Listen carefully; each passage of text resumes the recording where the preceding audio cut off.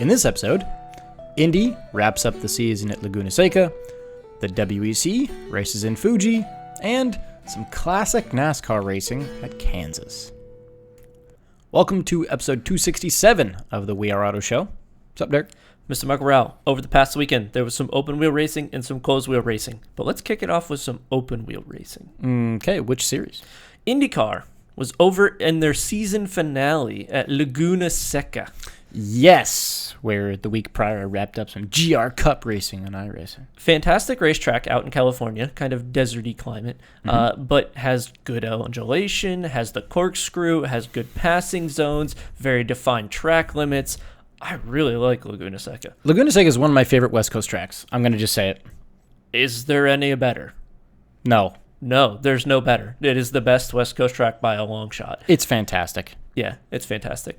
The IndyCar season, though, was wrapping up here, and this race kind of turned into a bit of a debacle. It did, starting with the circuit surface itself. It was resurfaced, wasn't it? It was repaved, which, from what I understand, led to lap times being, at least in qualifying, up to 5 seconds quicker than last year. 5? Ooh, that's a lot. Super sticky online, but apparently as soon as you get offline... Uh-oh. Yeah. So, spicy. There were a lot of people that tended to get offline. As well as offline and backwards. Yeah. How many cautions were there in this race? I couldn't figure out the exact number, but I believe it was somewhere around the number of, 8-ish cautions. 8 to 9, I think. It was one of those two. It was almost 10. It was only a 95-lap race, something like 80 or 95. So it's basically every 10 laps there was a yellow. And every single time I turned over to look at what was happening... It was yellow, wasn't it? It was yellow. Yes. So, you know the saying, cautions breed cautions. Mm-hmm. And boy, oh boy, did they breed cautions. Yes, they did. I mean, literally, lap 1, turn 2, which is that big hairpin. Just massive problems with everyone. Yeah. Half the field got taken out in the second quarter of the first lap. It was wild.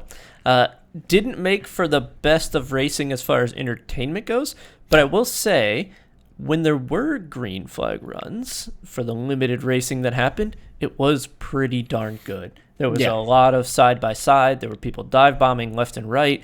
It was just like, oh God, who's going to put it off and stall the car and throw out the yellow? Yeah, and it's actually kind of crazy. So, speaking of yellows, there were so many cautions that the pace car needed to be refueled. Not often do you see so many cautions that you have to actually refuel an entire pace car. Oh, but that happened. Oh boy, that's bad. I mean, it's really bad. That was really bad. I mean... Everybody was going off, it seemed like. That's ridiculous. Going back to that first lap debacle, not only was there the big crash, but there was also some penalties there was a penalty handed out. And that penalty was handed out to Mr. Scott Dixon. It was. And I think he ended up, I don't know if he went down a full lap, but he definitely had a penalty and had to serve it and was off sequence from everybody. And then he did what Scott Dixon does. Yeah, he did. He kind of was the magic man. He kind of always is. How does he do it? I don't know. Because it is a bit magical. He just kind of drives his own race. He took a penalty very early in the race and then proceeded to race all the way back to the lead and win the race. How do you do that? I'm not that surprised, but at the same time, I'm a little surprised. Because IndyCar has some very top-notch talent in it. It's basically like... oh, you were in F1, or oh, you're aspiring to be in F1, you're kind of in IndyCar, or you just don't want to do the financial burden of F1, which there's that. Yeah. But there's very, very talented race engineers, strategists, drivers, all of the above, and somehow Scott Dixon seemingly every year does a few of these races where he just pulls one out of the hat. Yeah, he did one not too long ago at what, Indy? Indy. Yeah. Indy, he had a spin on lap 1 and won the race. Here at Laguna Seca, spin in the first 20 laps, won the race. With a penalty. It doesn't make sense. It doesn't make any sense. It was there's a lot of battles between Rosenquist and Pillow. Grosjean was up there towards the final stages. Then he had to go refuel. There was... who I was really impressed with, Canapino. The rookie, Canapino. If he didn't have that damaged nose, that front wing, he could have had. Jeez, that picture we just scrolled past. Good Lord! But if Canapino didn't have that damaged front wing, I think he could have had a top 5 finish. I think so too. Because he was blisteringly quick. I mean, ridiculously quick. That's good to have coming into next season. I mean, Yeah. it's good to finish strong like that. So even though Scott Dixon won the race, who took the championship? Because I think it was already decided going into this race. That was, I believe, Mr. Alex Palou. Alex Palou did win the championship. And I think that's 2 consecutive championships for him now. Yeah. So he's kind of a bit of a monster. Now, we'll see what happens. Because the silly season drama is starting now. Has begun. Yeah. I think he's being sued currently by McLaren, if I recall. Yeah, and Mr. Zach Brown had some not super nice things to say. Nope. His pre-race interview. I can't blame him. Yeah. Alex Palou signed a contract with McLaren while he was under a contract with Chip Ganassi. You can't do that. You can't sign 2 contradicting contracts You can't together. do that. No. What will end up... So, what's like... In racing, if you punt somebody and you're in like a certain series, not so much NASCAR, but like IMSA and stuff, you get a penalty, right? It's like, oh, you go to the pits, you get a stop plus 60 seconds, maybe you go a lap down. What's the penalty for signing 2 contracts? For being a dick? What happens? Do you lose your seat entirely? Is it just a monetary thing? Or is it you're out of the series? I don't know. We're going to find out. Yeah, let's find out if he's racing Lemons next year. Alex Palou starring your next Lemons race. It really puts IndyCar in a weird spot because their person they're supposed to have on a pedestal that is supposed to be the best racing driver in their sport is now like doing dumb things as far as contracts go. Like really dumb and like things. doesn't have any good guidance from the team that's around him. Well, yeah, because why would the team guide him when he's being an ass? I'm more talking about like the financial team or the contract team. Okay. They screwed it all up apparently, but still, like, I don't know. Are you more like, oh, look at Scott Dixon, he did great, woohoo? Don't worry about our championship winner. Don't talk about him. I think that's actually what's going to happen here. I think so. I think it's just like Scott Dixon. Who's that guy? But Scott Dixon. Have you seen Scott Dixon? It's really weird, but that's kind of the boat that they're in at the moment. It really kind of is. Yeah. So, who ticked on the podium? It was Dixon, then who? McLaughlin and Palou. So, Okay. yeah, Dixon, McLaughlin, Palou. Cool. Those were your top 3. So that was the final race of the IndyCar season. Now we need to talk about something else that is very weird, Yes, we do. which was the WEC. Yes, the WEC, the World Endurance Championship. That Yes. was a race at Fuji, which I mistakenly thought was on Sunday morning, but it may have been on Sunday morning for them, It was. but not for us. I think it was. Yeah. So for me, I read local time, not my time. So I got up Sunday morning thinking, yes, I'm going to watch this WEC race, to see a message from you saying, hey, WEC race started at like 11 o'clock last night. Damn. Yeah. But before the race actually happened, there was another very odd moment that happened. And I sent you a message. It was basically, hey, take a look at Free Practice 3. Mm-hmm. And you pulled it up, and you proceeded to see this. Which, yeah. So this is from a few years ago, but same concept. There's a bus on a racetrack with cars going around at like full pace. Just ripping, dude. Yeah, it's the weirdest thing I think I've ever seen. Yeah, I mean, when you sent it to me, you just said, what's the beginning of this? So I watched like the first 10, 12 seconds. It's like, okay, what's different about this? And then the shot panned. And it like, as it was panning, it caught a bus. And I kind of went, wait, what? What was that? That was a bus? And then I see the Porsche 963 go zipping on past it. And I go, again, wait, what? What is going on here? Why is there a bus on track? And there was multiple buses. It was beyond weird, and I had never seen anything like it. I'm fairly certain you had never seen anything like it. but I'm going to show this real quick. So this was actually the event. And like full on race cars racing around the racing circuit at full pace, green flag. And there's just 4 to 5 buses with like people taking photos and videos and doing stuff. That bus is going to track out nicely. How weird is that, dude? It's really, really, really weird. And not only that, it was in the wet. It was. So it was like if someone makes a slight miscalculation, that ends really poorly for a lot of civilians.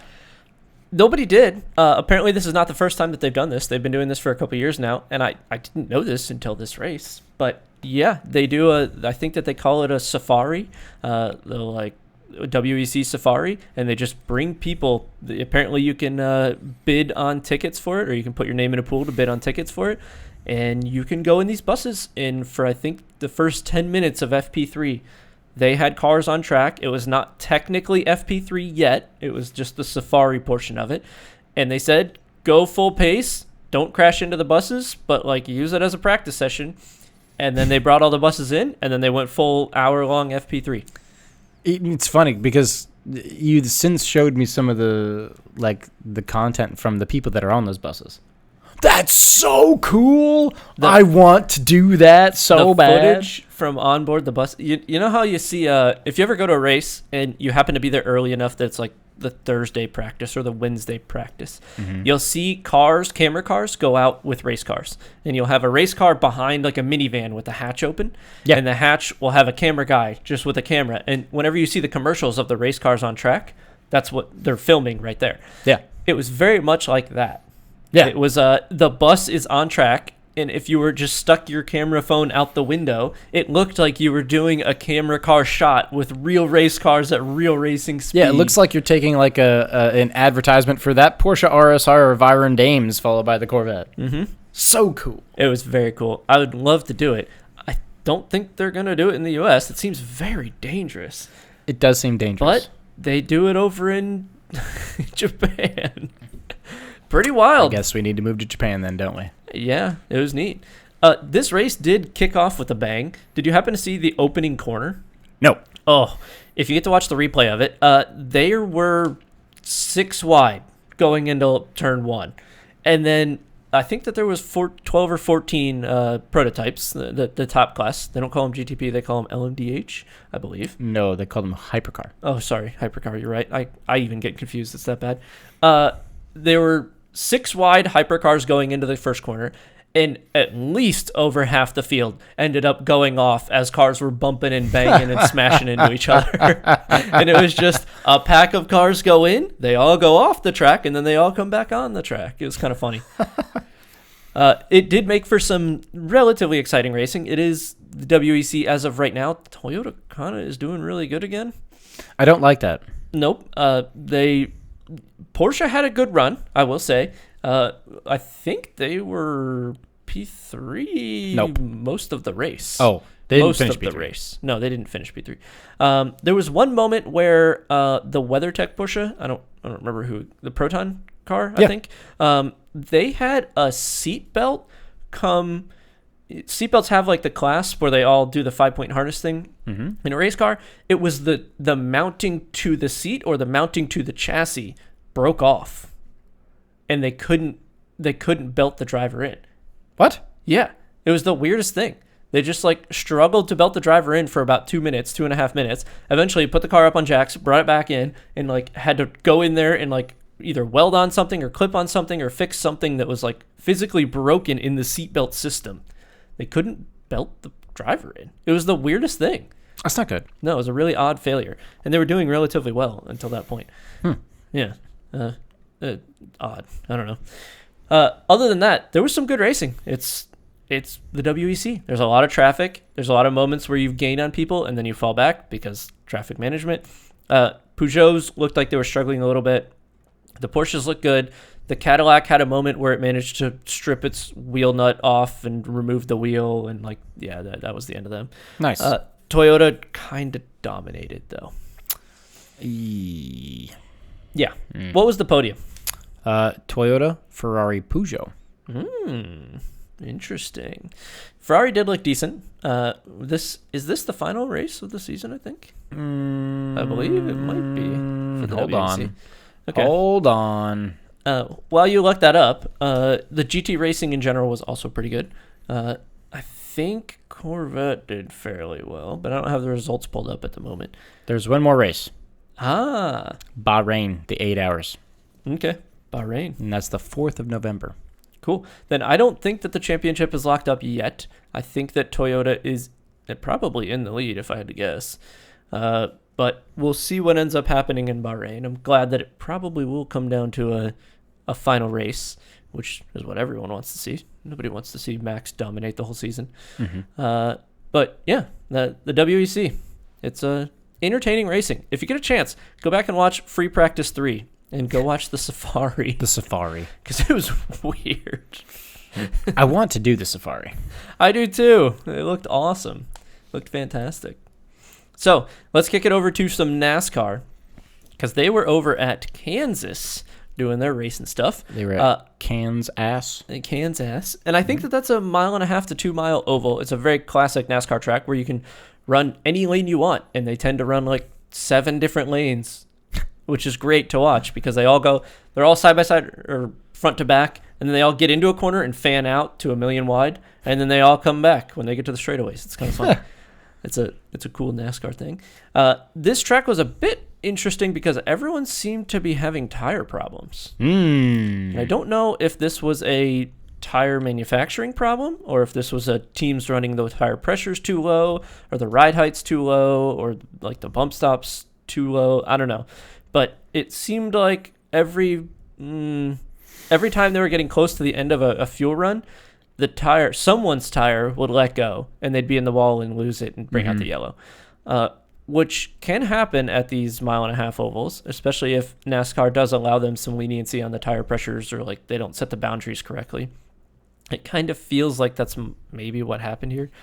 Could be wrong on that, but I'm not exactly sure. Overall, NASCAR racing is a solid NASCAR race. If you're into watching oval racing, that's what it was. Yeah, I mean, it looked like just perfectly classic NASCAR. Mm-hmm. Now, there is the whole playoff system going on where, like, certain drivers are in, certain drivers are not. I think 12 drivers are in at the moment, and I think the next race will be an elimination race for 4 of those 12. And a couple of those drivers did have big problems. I think they said 7 of the 12 had issues. Oof. Which is kind of a lot. That's not good for them. Yeah, no. But who took down the win? The win went to Mr. Tyler Reddick, followed by Denny Hamlin and Eric Jones. Okay. I believe Reddick and Hamlin all might be in the playoffs, so that's good for them. We'll see. Where are they kicking off to next? Oh, they're going to... Let's see. They left Kansas. They are going to Bristol. Bristol 2. So that will be... That one's not dirt. I think that's an asphalt race. Because I think the first one they did at Bristol was the dirt race. And that is coming up, I believe, was that this weekend? I believe. The 16th, if I'm reading that correctly. Might be. Right? That is that. Yeah, that would check out as this weekend, I believe. So NASCAR at Bristol, and we also are going to have IMSA at Indianapolis, which kind of a cool track, but also kind of boring because they're doing the road layout, and we've had that debate many times. And then F1 will be at Singapore. Yes, Singapore, where we can listen to the Dutch national anthem again. Yeah. That's all we do. It's Dutch national anthem simulator. Yes, it is. Yes, unfortunately. Yeah, so that's all the racing news I got. You got anything else? Nope. Then in that case, it's going to wrap us up. Thanks so much for watching episode 267 of the We Are Auto Show. And if you're watching on YouTube, please leave a comment, throw a thumbs up, and subscribe to the channel. Leave a comment on what do you think about the WEC Safari thing. Would you ride on that bus? What would you pay for it? I'd be curious to know that. Drop that in the comments. And if you're listening on audio only, send us those thoughts via social. Facebook is We Are Auto. Instagram is We Are Auto _. YouTube is We Are Auto. And our website is weareauto.io. So, thanks again. Catch you guys in the next one. Peace.